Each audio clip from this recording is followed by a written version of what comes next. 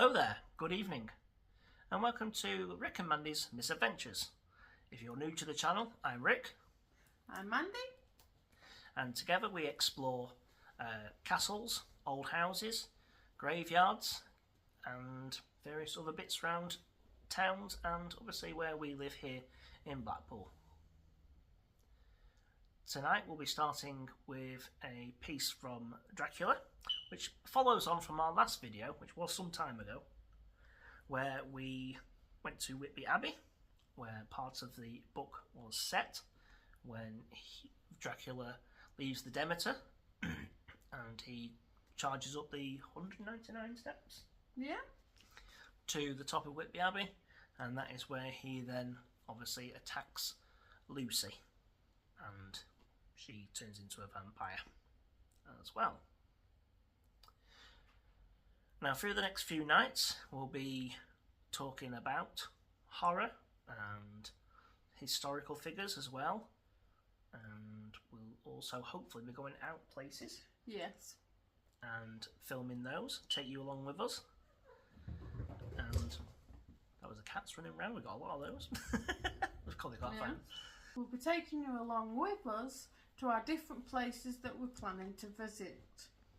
Without further ado, my husband will read a bit from the Dracula book. Yes. Go ahead, darling. Thank you, darling. Jonathan Harker's journal. 5th of May. I must have been asleep, for certainly if I had been fully awake, I must have noticed the approach of such a remarkable place. In the gloom, the courtyard looked of considerable size, and as several dark ways led from it under great round arches, it perhaps seemed bigger than it really is. I have not been able to see it by daylight. When the caleche stopped, the driver jumped down and held out his hand to assist me to alight. Again, I could not but notice his prodigious strength. His hand actually seemed like a steel vice that could have crushed mine if he had chosen to. Then he took out my traps and placed them on the ground beside me as I stood, close to a great door, old and studded with large iron nails, and set in a projecting doorway of massive stone. I could see even in the dim light that the stone was massively carved, but that the carving had been much worn by time and weather. As I stood, the driver jumped again into his seat, shook the reins, the horses started forward, and the trap had all disappeared down on one of the dark openings. I stood in silence where I was, for I did not know what to do. Of bell or knocker there was no sign. Through these frowning walls and dark window openings, it was not likely that my voice could penetrate. The time I waited seemed endless, and I felt doubts and fears crowding upon me. What sort of place had I come to, and among what kind of people? What sort of grim adventure was it on which I had embarked? Was this a customary incident in the life of a solicitor's clerk sent out to explain the purchase of a London estate to a foreigner? Solicitor's clerk. Mina would not like that. Solicitor. For just before leaving London, I got word that my examination was successful, and I am now a full-blown solicitor. I began to rub my eyes and pinch myself to see if I were awake. It all seemed like a horrible nightmare to me, and I expected that I should suddenly awake, find myself at home, with the dawn struggling in through the windows, as I had now and again felt in the morning after a day of overwork. But my flesh answered the pinching test, and my eyes were not to be deceived. I was indeed awake and among the Carpathians. All I could do now was to be patient and to wait the coming of the morning. Just as I had come to this conclusion, I heard a heavy step approaching behind the great door, and saw through the chinks of the gleam of a coming light. Then there was the sound of rattling chains, and the clanking of massive bolts drawn back. A key was turned, with a loud grating noise of long disuse, and great door swung back. Within stood an old man, clean-shaven save for a long white moustache, and clad in black from head to foot, without a single speck of colour about him anywhere. He held in his hand an antique silver lamp, in which the flame burned without chimney or globe of any kind, throwing long quivering shadows as it flickered in the draught of the open door.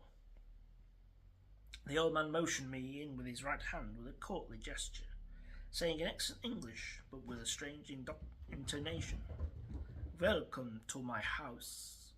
Enter freely and your own will." He made no motion of stepping to meet me, but stood like a statue, as though his gesture of welcome had fixed him into stone. The instant, however, that I had stepped over the threshold, he moved impulsively forward, and holding out his hand, grasped mine with a strength which made me wince, to an effect which was not lessened by the fact that he seemed as cold as ice, more like the hand of a dead man than a living man. Again he said, "Welcome to my house. Come freely, go safely, and leave something of your happiness you bring." The strength of the handshake was so much akin to that which I had noticed in the driver, whose face I had not seen, that for a moment I doubted if it were not the same person to whom I was speaking. So to make sure, I said interrogatively, "Count Dracula?" He bowed in a courtly way as he replied, "I am Dracula, and I bid you welcome, Mr. Harker, to my house. Come in, the night air is chill, and you must need to eat and rest." As he was speaking, he put the lamp on a bracket on the wall and stepping out, took my luggage. He carried it in before I could forestall him. I protested, but he insisted. "No, sir, you are my guest. It is late, and my people are not available.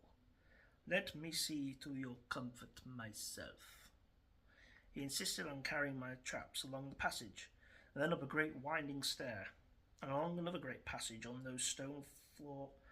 Our steps rang heavily. At the end of this, he threw open a heavy door, and I rejoiced to see within a well-lit room in which a table was spread for supper, and on those mighty hearth a great fire of logs, freshly replenished, flamed and flared. The Count halted, putting down my bags, closed the door, and crossing the room opened another door, which led to a small octagonal room lit by a single lamp, and seemingly without a window of any sort. Passing through this, he opened another door, and motioned me to enter. It was a welcome sight, for here was a great bedroom, and well lighted and warm with another log of fire. But lately the top logs were fresh, which sent a hollow roar up the wide chimney. The Count himself left my luggage inside, and withdrew, saying before he closed the door, "You will need after your journey to refresh yourself by making your toilet. I trust you will find all you wish. When you are ready, come into the other room, where you'll find your supper prepared." The light and warmth and the Count's courteous welcome seemed to have dissipated all my doubts and fears. Having then reached my normal state, I discovered that I was half famished with hunger, so making a hasty toilet, I went into the other room.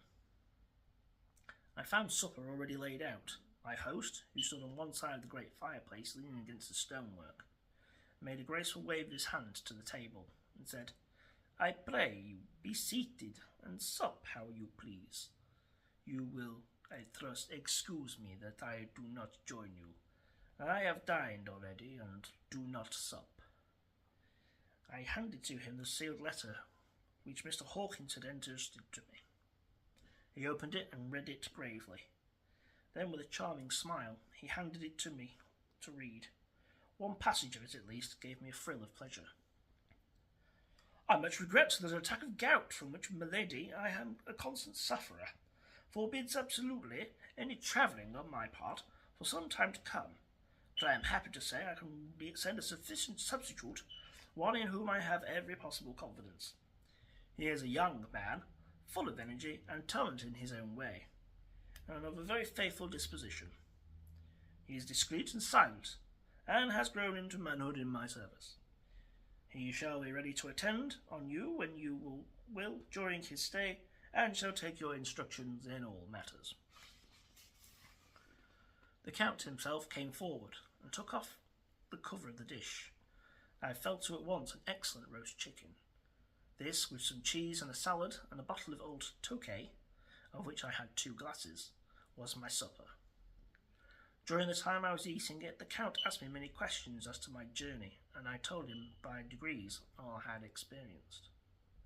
By this time I had just finished my supper, and by my host's desire had grown up a chair by the fire, going to smoke a cigar which he offered me. At the same time excusing himself that he did not smoke. I had now an opportunity of observing him, and found him a very marked physiognomy. That's a word I can't pronounce, I do apologise. His face was a strong, very strong, aquiline, with high bridge and thin nose, and peculiarly arched nostrils, which lofty, domed forehead, and hair growing scantily round the temples, but profusely everywhere. His eyebrows were very massive, almost meeting over the nose, and with bushy hair that seemed to curl in its own profusion. The mouth, so far as I could see it under the heavy moustache, was fixed and rather cruel-looking, with peculiar sharp white teeth. These protruded over the lips, whose remarkable ruddiness showed astonishing vitality in a man for his years. For the rest, his ears were pale, and at the tops extremely pointed. Chin was broad and strong, and the cheeks firm through thin. The general effect was one of extraordinary pallor. Hitherto, I had noticed the backs of his hands as they lay on his knees in the firelight, and they had seemed rather white and fine. But seeing them now close to me, I could not but notice they were rather coarse, broad, with squat fingers. Nails were long and fine, and cut to a sharp point. As the Count leaned over me, and his hands touched me, I could not repress a shudder. It may have been that his breath was rank, but a horrible feeling of nausea came over me, which, do what I would, I could not conceal. The Count, evidently noticing it, drew back, and with a grim sort of smile, which showed more than he had yet done, his protuberant teeth, sat himself down again on his own side of the fireplace. We were both silent for a while, and as I looked towards the window I saw the first dim streak of the coming dawn. There seemed a strange stillness over everything, but as I listened, I heard as if from down below in the valley the howling of many wolves. The Count's eyes gleamed, and says, "Listen to them, the children of the night. What music they make." Seeing, I suppose, some expression in my face strange to him, he added, "Yes, you dwellers in the city cannot enter into the feelings of the hunter." Then he rose and said, "But you must be tired. Your bedroom is all ready, and tomorrow you shall sleep as late as you will. I have to be away till the afternoon, so sleep well and dream well." With a courteous bow he opened for himself the door to the octagonal room, and I entered my bedroom. I am more in a sea of wonders. I doubt, I fear, I think strange things which I dare not confess to my own soul. God keep me, if only for the sake of those dear to me. So I hope you enjoyed that. Some of the words were a bit hard for me to pronounce.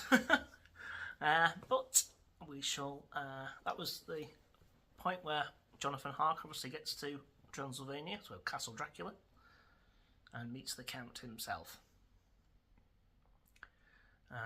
We will be doing more things for you through the next few nights, so we'll hope to see you all soon, and then we will be hopefully doing more visits. And yes, we'll feed you in a moment. Oh, do you know, Monty's got a new cat. It never shuts up wanting food. It's like we never feed them at all. Oh well, off to sort the pussycats out. We shall see you tomorrow. Sleep well.